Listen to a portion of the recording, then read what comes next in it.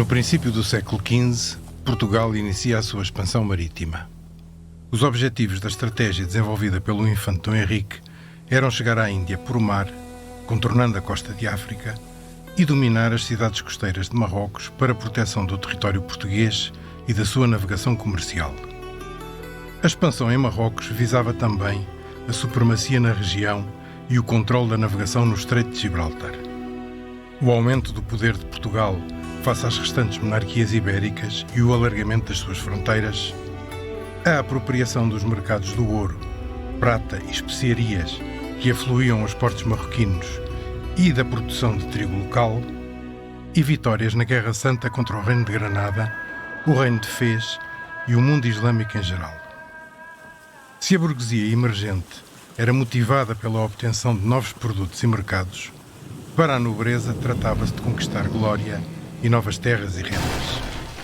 Começa um período de guerras em Marrocos, que durou mais de 350 anos, entre a conquista de Ceuta em 1415 e a evacuação de Mazagão no ano de 1769.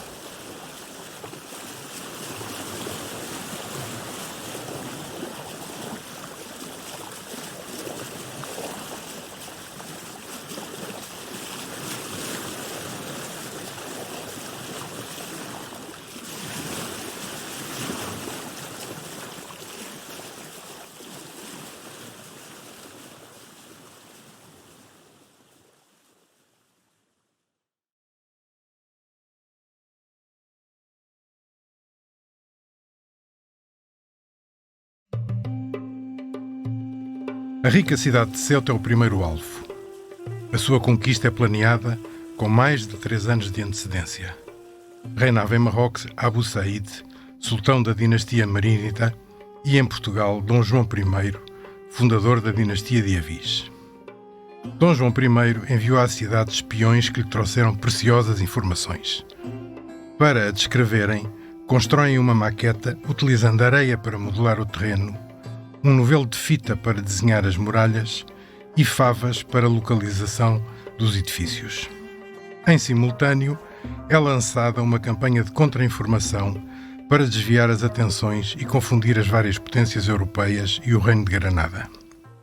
A 25 de julho de 1415, 270 navios e 30.000 homens rumam de Lisboa a Ceuta.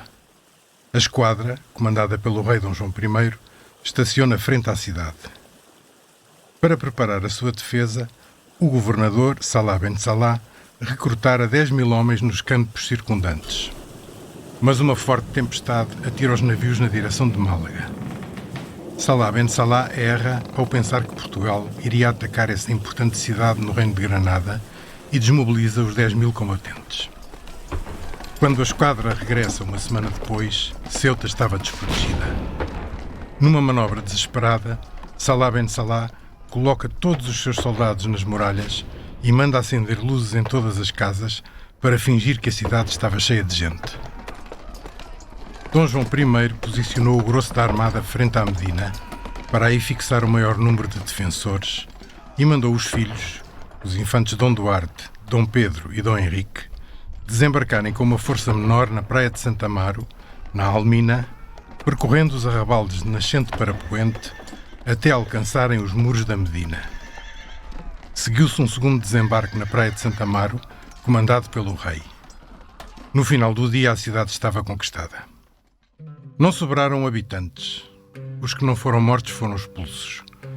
As destruições e pilhagens foram tais que os portugueses ficaram senhores de uma cidade arrasada e sem alimentos. A sua população de 30.000 habitantes foi substituída por uma guarnição de 2.500 homens. A antiga e próspera cidade tornou-se numa base de piratas e corsários que o seu capitão, Dom Pedro de Menezes, promovia e apoiava. Os alvos eram não só os navios que faziam a ponte entre Marrocos e Granada através do Estreito de Gibraltar, como também a destruição dos portos que os abrigavam. Larache é exemplo dessa política. Em 1417 é atacada, destruída, incendiada e despojada dos seus habitantes. Após a conquista de Ceuta, Tânger tornou-se uma obsessão para a coroa portuguesa, determinada a controlar o Estreito de Gibraltar e a impedir que os castelhanos se apoderassem da cidade. Em 1437, o rei Dom Duarte, filho de Dom João I, acede às insistências do irmão, o infante Dom Henrique, para tomar Tanger. Se a conquista de Ceuta fora cuidadosamente preparada e mantida no máximo segredo, a expedição a Tanger foi o contrário. O resultado foi um desastre militar. A expedição foi precedida de uma incursão a Tetuão, comandada por Dom Duarte de Menezes, filho do capitão de Ceuta, que arrasou a cidade para evitar que fosse utilizada como base para atacar os portugueses. Tetuão seria abandonada durante 50 anos, até ser reconstruída por mouriscos expulsos do reino de Granada, comandados por Sidi Ali el-Mandari, o almendarim das crónicas. Nesse ano de 1437, era governador de Tanger o derrotado governador de Ceuta. Salah ben Salah preparou-se para receber os portugueses. As defesas da cidade foram reforçadas e as passagens nas montanhas que a rodeavam foram pejadas de guerreiros. Dom Henrique planeara avançar por terra junto à costa, de Ceuta para Tanger, conquistando pelo caminho Alcácer Seguer. Uma pequena parte das tropas seguiria por barco com o irmão, o infante Dom Fernando, que era fraco e doente. O exército português encontrou uma forte resistência nas montanhas e foi obrigado a fazer um desvio por Tetuão para chegar a Tanger pelo sul. O acampamento dos portugueses foi instalado no Planalto do Marchand, num local vantajoso em relação à cidade, por ser alto e facilmente defensável, mas separado dos navios que lhe poderiam dar apoio. O ataque foi tão mal planeado que as próprias escadas utilizadas para escalar as muralhas não tinham altura suficiente.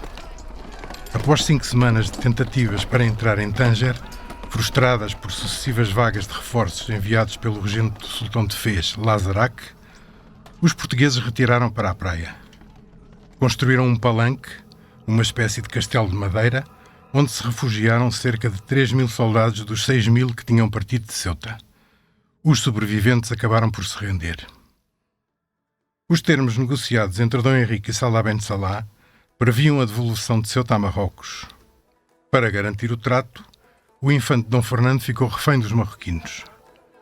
Os portugueses não honraram a sua palavra. Dom Fernando foi levado para Fez, onde esteve 6 anos cativo, até à morte em 1443. O seu cadáver foi pendurado na Bebe de Sabá, a Porta do Leão, ou Bebe da Kekan, a Porta das Lojas, em Fez Jedid, também conhecida como Porta do Príncipe Português. Em Portugal, Dom Fernando ficou conhecido como um infante santo, vítima mitificada da derrota estratégica e militar do irmão, o infante Dom Henrique. Ceuta era fonte de grande polémica em Portugal. O custo de a manter era muito elevado, pois a cidade precisava de ser permanentemente abastecida. O desastre de Tanger relançou o debate. Mas um eventual abandono de Ceuta abriria caminho às pretensões castelhanas na região. Triunfou a opinião dos que defendiam a continuação das conquistas em Marrocos. Alcácer Seguer foi a segunda cidade conquistada, corria o ano de 1458. Reinava em Marrocos o último sultão marínida, Abdelalak, e em Portugal, Dom Afonso V, um jovem monarca muito influenciado pela política expansionista do tio, o infante Dom Henrique. O poderio militar da expedição portuguesa, composta de 280 navios e 26.000 homens, não deu hipótese aos defensores da pequena vila, que se bateram valentemente na praia e, posteriormente, por detrás das muralhas, resistindo 2 dias. Tanger continuava a ser uma obsessão para Portugal. Em 1463 e 1464, realizaram-se 2 novas tentativas falhadas para conquistar a cidade. Em 1468 é organizada uma operação militar para destruir Anafé, uma base de corsários que punha em risco a navegação portuguesa. Os moradores fugiram com a aproximação da força portuguesa. A cidade foi totalmente destruída, tendo ficado abandonada durante mais de 300 anos. Entre 1465 e 1472, Marrocos conheceu um período conturbado da sua vida política. A dinastia marínida foi derrubada, reinando nesse lapso de tempo o sultão idríssida Mohamed al-Jouti. O seu grande opositor era o governador de Arzila, Moulay Sheikh. Essa disputa pelo poder foi aproveitada por Portugal para conquistar Arzila isolando assim Tânger. É organizada a maior armada até então, composta por 477 navios e 30.000 homens, que desembarca em agosto de 1471. Arzila é cercada de mar a mar e rodeada por uma vala e estruturas de madeira com paliçadas e torres, para evitar um ataque por tropas de vindas de Fez. Após 3 dias de violentos bombardeamentos, ruiu parte da muralha e os portugueses entraram na cidade. O pedido de rendição dos marroquinos não foi aceito. Os defensores fizeram pagar cara a vitória aos portugueses. O resultado foi uma carnificina, com milhares de mortes de parte a parte. A cidade foi posta a saque. Para compensar os muitos mercenários que integravam o exército português, o rei permitiu que cada combatente ficasse com o produto das suas pilhagens. 5.000 dos 7.000 habitantes foram feitos prisioneiros. A violência da conquista de Arzila aterrorizou Marrocos de norte a sul. Os moradores de Tânger e de Larache fugiram. Tânger foi ocupada uma semana depois. Afinal, a invencível Tânger seria conquistada sem combate. Nesse mesmo ano de 1471, Safin pediu vassalagem ao rei de Portugal. Instalou-se na cidade uma feitoria e passou a ser pago um tributo anual. Moulay Sheikh, que à data da conquista de Arzila cercava Fez, estabeleceu com Dom Afonso V um tratado de paz com a duração de 20 anos para se concentrar no derrubo do sultão Idríssida. No ano seguinte, conquistou Fez e fundou a dinastia Ouattacida. Em 1486, Azamor também pediu vassalagem à coroa portuguesa, estabelecendo-se um acordo semelhante ao já firmado com Safin. A primeira fortaleza isolada a ser projetada pelos portugueses foi a da Graciosa no ano de 1489, reinava em Portugal Dom João II. O local escolhido foi uma pequena ilha na confluência do rio Lucos com o rio Mocazime, a cerca de 3 léguas de Larache. A empresa revelou-se um fiasco, já que a fortaleza foi implantada num local insalubre ao qual os navios apenas podiam aceder no inverno. Em 1495, Dom Manuel foi coroado rei de Portugal.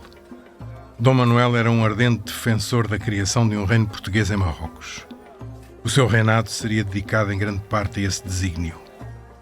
O controle do comércio das especiarias, ouro, escravos e açúcar do Oriente e do Brasil eram apenas meios para atingir os seus grandes objetivos, a cruzada à Terra Santa e a conquista do Reino de Fez. A política expansionista em Marrocos alterou-se. Foram feitos grandes investimentos em homens e obras de fortificação e, a partir de 1505, iniciou-se a expansão para o sul do país, rico em gado e cereais, e cobiçado pelos espanhóis instalados nas Canárias. Em 1505, um nobre de nome João Lopes Sequeira construiu uma fortaleza no local da atual cidade de Agadir, supostamente com o dote de sua mulher, mas com a ajuda dos arsenais do reino, que lhe forneceram um castelo pré-fabricado em madeira, armas e artilharia. Ao redor desse castelo foi erguida uma fortaleza que evoluiria posteriormente para cidadela e que tomou o nome de Santa Cruz do Cabo Guer, designação com origem no nome Amazigh do Cabo Rir, situado a alguns quilómetros a norte. João Lopes Sequeira não tinha possibilidades de manter a fortaleza em sua posse e acabou por pedir ajuda à coroa portuguesa que a comprou. Quando foi vendida, em 1513, Santa Cruz do Cabo Guer consistia num castelo, muralha com suas torres, uma igreja, habitações, armazéns, lojas e um bairro exterior chamado Mouraria, onde viviam os mouros de Pazes, aliados dos portugueses. Tinha uma guarnição de 120 cavaleiros e 600 peões. Nesse mesmo ano, João Lopes Sequeira constrói uma segunda fortaleza 15 km a norte, num promontório conhecido como o Rochedo do Diabo, que se chamou Bom Mirão, nome que tem origem no topónimo no local Imurane. A presença portuguesa no Rochedo do Diabo foi muito curta, já que a fortaleza não consta da lista dos bens vendidos por João Lopes Sequeira ao rei de Portugal em 1513. No ano seguinte, 1506, é construído no local da atual cidade de Essaouira o Castelo Real de Mogador. O processo de construção foi muito difícil, já que as tribos locais atacaram sem parar as tropas e operários envolvidos na obra. O Castelo Real foi alvo de um bloqueio terrestre, devendo ser abastecido do exterior através da Ilha da Madeira. Isolado e sob constante ataque, acabou por ser evacuado a 4 de dezembro de 1510. Em 1507 é assassinado em Safim o alcaide da cidade, vassalo da coroa portuguesa. Os seus assassinos tomam o poder e formam um duumvirato. Um chamava-se Aliadux e o outro Bentafufa. Receosos de represálias, pedem auxílio a Diogo de Zambuja, capitão do Castelo Real de Mogador, homem manhoso de muita experiência. A Zambuja instalou-se na feitoria portuguesa da cidade, começando a transformá-la numa verdadeira fortaleza. Vive-se um período de grande instabilidade e luta pelo poder, que a Zambuja aproveitou. Em 1508 provoca um incidente com os moradores que lhe serve de pretexto para se apoderar da cidade, com a ajuda de 4 navios vindos de Lisboa e o apoio da rica comunidade judia local. Após a conquista de Safim, a Zambuja expulsou Aliadux e nomeou Bentafufa alcaide, colocando no poder aquele que seria o grande aliado de Portugal na região e o garante da fidelidade dos mouros de pazes à coroa portuguesa. Caiu em seguida a Zamor.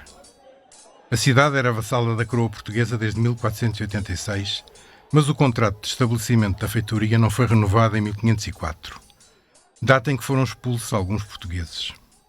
Em 1508, os portugueses aproveitaram-se de discórdias entre os moradores para tentarem forçar a ocupação da cidade. Um armador de Tavira, Sebastião Rodrigues Bérrio, foi encarregue de reunir uma pequena armada para o efeito, composta por 50 navios. Na noite de 12 de agosto, a armada entrou pela barra do rio Morbeia e aproximou-se das muralhas da cidade. Iniciaram-se bombardeamentos de parte a parte e algumas escaramuças que causaram mortes e feridos de ambos os lados. Os habitantes refugiaram-se dentro da cidade e trancaram as portas. Ao mesmo tempo, atearam fogos em jangadas no rio. Os portugueses perderam vários navios que ficaram encalhados sem possibilidade de manobrar e decidiram bater em retirada. Rezam as crónicas que os moradores terão zombado de Bérrio, gritando-lhe do cimo das muralhas: "Então, Bérrio, com 4 caravelas queres tomar a Zamor?" Dom Manuel não gostou da graça e terá dito que se as 50 velas tinham feito rir a gente de Azamor, ele mandaria 500, com que a faria chorar. E assim foi. Este episódio deu origem a um ditado. Quando alguém pretende fazer algo sem ter os meios necessários, diz-se que quer conquistar Azamor com uma caravelinha. Azamor só cairia em 1513. Nesse ano, uma poderosa armada comandada por Dom Jaime, duque de Bragança, composta por 500 navios, 13.000 homens a pé e mais 2.000 a cavalo, aporta no extremo poente da praia de Auzia, no local da futura cidadela de Mazagão, evitando a barra traiçoeira do rio Morbeia. A ocupação da cidade foi uma empresa simples, já que, à chegada dos portugueses, a população abandonou as suas casas, ficando apenas a comunidade judia. Quando Dom Jaime desembarcou na praia de Auzia, escreveu a Dom Manuel dizendo-lhe que o local era o melhor porto do mundo. Nesse mesmo ano, foi decidido construir aí uma fortaleza. Já desde 1486 que os portugueses estavam no local, havendo referências à ocupação de uma torre de vigia chamada El Brija, diminutivo de Borge ou Torre, que os portugueses chamavam Torre Boreja. Em 1502 já existiriam alguns edifícios de campanha em redor da dita torrinha. Em 1513, após a conquista de Azamor, foi tomada a decisão de construir aí um castelo.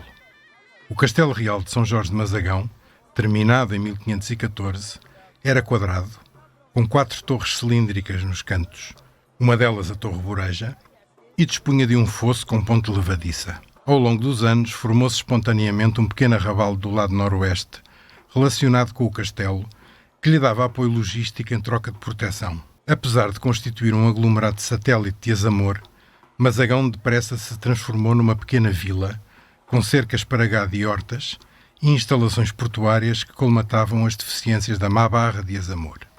Em 1515, Portugal regressou ao norte.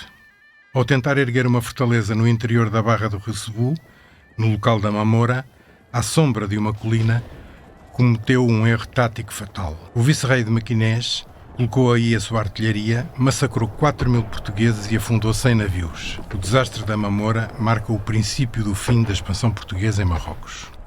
Uma última tentativa foi a construção do Castelo de Aguz em 1519, na praia de Suíra Cadima, realizada por proposta do capitão de Safim, Dom Nuno de Mascarenhas.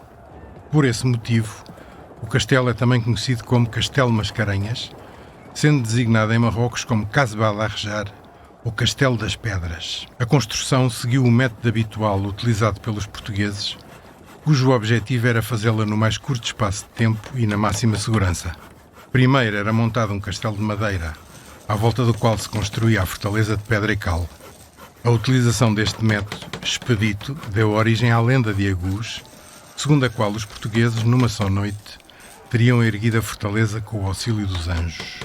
A partir de 1524, desaparecem as referências ao Castelo de Aguz, não se sabendo se foi abandonado ou tomado pelos marroquinos. Com a conquista de Marrakech pelos sádidas em 1524, começa o declínio da presença portuguesa em Marrocos, que levaria ao abandono de diversas praças e à concentração de forças em Mazagão, Tânger e Ceuta. Em 1541, o xerife Mohamed Cheikh cerca Santa Cruz do Cabo Guerre durante 6 meses, posicionando a sua artilharia nas encostas do Pico, a atual Agadir Oflá, de onde massacra as posições dos portugueses que acabam por se render. São mortos 1.000 portugueses e feitos 600 prisioneiros, entre os quais o governador, Dom Guterres de Monroy e os seus filhos. A queda de Santa Cruz lançou o pânico na corte portuguesa, levando à evacuação de Safim e Azamor no ano seguinte e à reformulação da estratégia defensiva no sul de Marrocos. O abandono das praças era precedido pela evacuação dos moradores, ao que se seguia um período de destruições, nomeadamente do património religioso, com autorização do Papa, e da generalidade das defesas, para que não pudessem ser aproveitadas pelos marroquinos.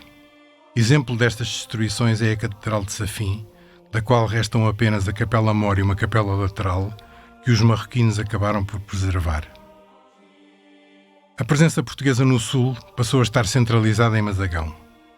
Uma inspeção realizada em 1529 por João de Castilho concluíra que o castelo não cumpria o objetivo para que fora criado, pois dependia da vila situada em seu redor, sem garantir a sua defesa. É então decidida a construção de raiz de uma fortaleza, segundo os mais modernos princípios da arquitetura militar do Renascimento, a Cidadela de Mazagão. A construção da cidadela foi rápida. A fundação da praça, no primeiro dia de agosto de 1541, decorreu em plena elaboração do estaleiro. Em dezembro de 1542, as muralhas estavam acabadas. Em 1549, data da conquista de Fez pelos sádidas e consequente unificação de Marrocos, não se encontrava ainda decidido o destino das praças do norte. Alcácer Seguer vivia à sombra de um monte, o Seinal, situação que levantava sérias preocupações à coroa portuguesa, tendo em conta o desastre da Mamora e a queda de Santa Cruz por motivos semelhantes. É então decidido trasladar a fortaleza de Alcácer para o Seinal, em detrimento da renovação do castelo sobre a praia. As obras iniciaram-se nesse mesmo ano, mas seriam abandonadas em 1550 devido à decisão de evacuar Alcácer Seguer e Erzila. Restavam Ceuta, Tânger e Mazagão. Ceuta não aclamou o rei de Portugal após a restauração da independência em 1640. A soberania espanhola na cidade seria reconhecida pelos Acordos de Lisboa de 1668. Tânger foi evacuada em 1662 e entregue à Inglaterra, como dote do casamento de Dona Catarina com Carlos II. Mazagão seria abandonada em 1769, sob forte pressão de um cerco marroquino, e os seus habitantes transferidos para o Brasil, onde fundaram a Vila Nova de Mazagão.